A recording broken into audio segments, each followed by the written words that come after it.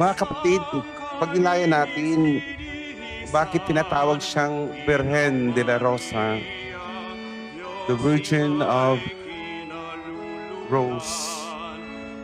Dahil siya ay larawan ng kagandahan at kadalisayan, ang kanyang buhay ay naging parang rosas na namukadkad para sa Diyos.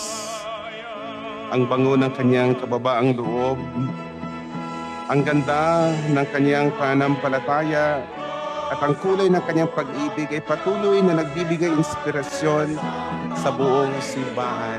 Ating salubungin ang ina, reyna at patrona, Birhen de la Rosa de Makati, Maranatha.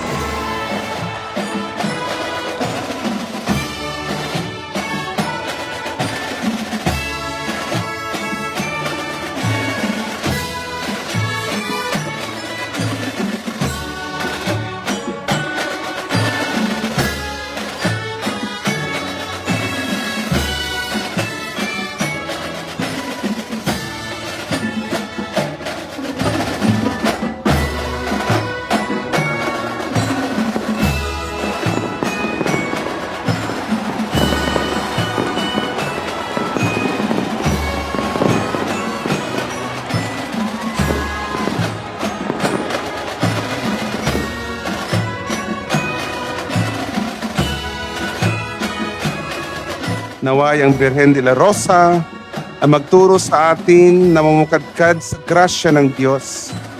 At kahit napapalibutan tayo ng mga tinik, manatili tayong mabango sa kabanalan at may pag-asang nakatanaw kay Kristo.